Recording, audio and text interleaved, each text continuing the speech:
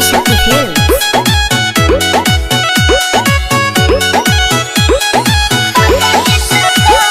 सुना तू प्यार के भूला जा रानी, झूठों के हो जाए बदनामी। सुना तू प्यार के भूला जा रानी, झूठों के हो जाए बदनामी। तू हर हरकती दिलवा न सहे,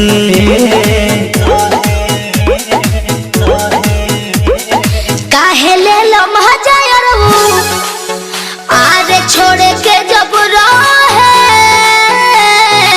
जात बन घरे तोहरा पापा जी से कहे। काहे ले लो छोड़े के जब रहे जात बन घरे तोहरा पापा जी से कहे। ठीक है कहत रहे।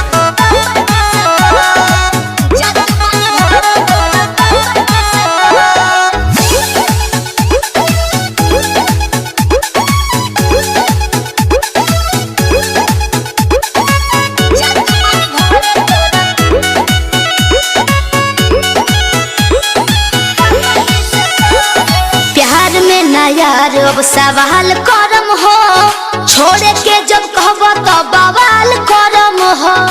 ऐसे कैसे छोड़ देबो हो? बीतल जवान साथ रहे बचपना, ऊंच नीच हो जाए हंसी जमाना। घूमे लगलो तू अब जाहे तोहे, अब हम घूमे लगनी तब का काहे ले लो आरे छोड़ के जब रहे जात बन घरे तोहरा पापा जी से कहे।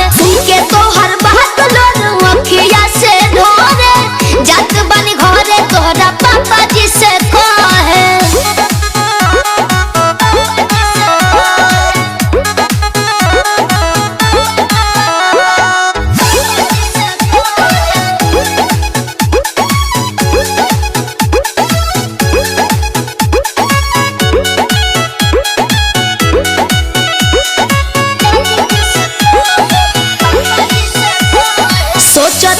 जवन तवन कबो न होई, हमन दुनू के बीच में आई न कोई।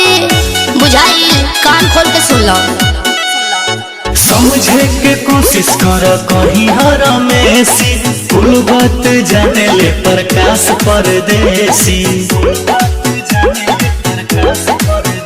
कहे रंजित के माथा लगलो माहे,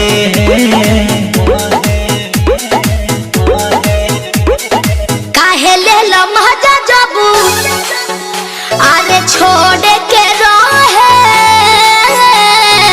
जात बनी घरे तोरा डैडी जी से कहे। सुन के तोहर बात लोग अखिया से ढोरे जात बनी घरे तोहरा पापा जी से कहे।